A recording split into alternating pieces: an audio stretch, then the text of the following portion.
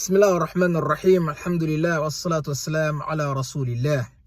Mes chers frères et sœurs, que la paix soit sur vous. Nous continuons toujours sur les explications des hadiths du prophète alayhi salatu wassalam. Le hadith qu'on a choisi aujourd'hui, c'est un hadith tellement très important, pour lequel le prophète alayhi salatu wassalam nous explique comment rentrer au paradis. Le prophète alayhi salatu wassalam, dans un hadith authentique rapporté par l'imam Muslim, min hadith Abi Huraira, le prophète alayhi salatu wassalam nous dit que Kullu ummati yadkhuluna al-jannata illa man yaba.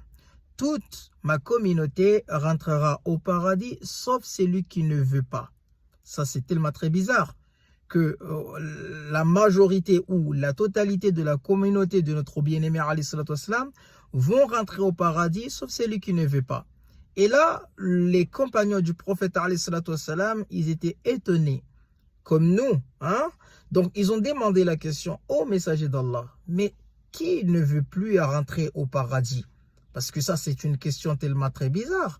Tout le monde a l'envie de rentrer au paradis, tout le monde veut rentrer au paradis, mais qui veut refuser? Qui peut refuser de rentrer au paradis? Et là, le prophète alayhi salam va nous expliquer celles et ceux qui vont refuser et celles et ceux qui vont accepter de rentrer au paradis. Et là, le prophète alayhi salam nous dit Man ata'ani dakhala al-jannah wa man asani faqad aba.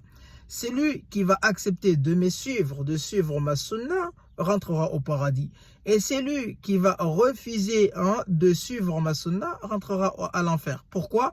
Car Allah subhanahu wa ta'ala, mes chers amis, il a envoyé notre bien-aimé alayhi salatu wassalam pour nous montrer le chemin pour entrer au paradis.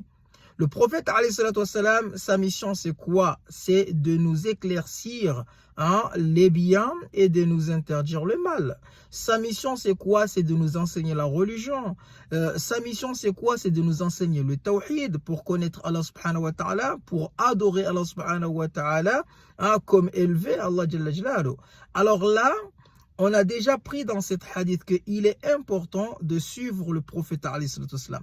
Tu ne peux pas adorer Allah subhanahu wa ta'ala sans l'aide de notre bien-aimé alayhi salatu wassalam. Tu as besoin d'un prof qui va t'enseigner. Et ce prof-là, c'est quoi? C'est Muhammad ibn Abdillah. Alors, celles et ceux qui disent que moi, alhamdoulilah, le Coran, il est suffisant. Non, non, non, le Coran n'est pas suffisant. Car si tu suis le Coran seulement, donc là, ce n'est pas encore fini parce qu'il y a beaucoup de choses qui ne sont pas venues dans le Coran, ou qui ne sont pas venues en détail sur le Coran et que c'est la sunna qui l'ont détaillé. Par exemple, la prière. Allah subhanahu wa ta'ala nous a ordonné de prier. Mais est-ce que dans le Coran, il y a le nombre de rak'at? Par exemple, il était détaillé que par exemple, le dhuhr c'est 4 rak'at, le subh c'est 2 rak'at, et etc. Mais c'est la sunna qui nous a détaillé tout ça. Donc nous, on a besoin de la sunna du prophète alayhi salam. De 1 pour connaître Allah subhanahu wa ta'ala, de 2 pour connaître notre religion et de 3 pour connaître le chemin pour entrer au paradis.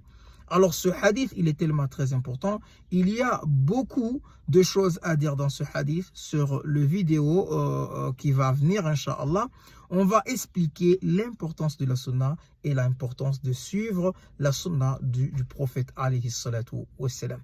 N'oublie pas de partager ce vidéo pour qu'on puisse partager la récompense. Inch'Allah tabaraka ta'ala.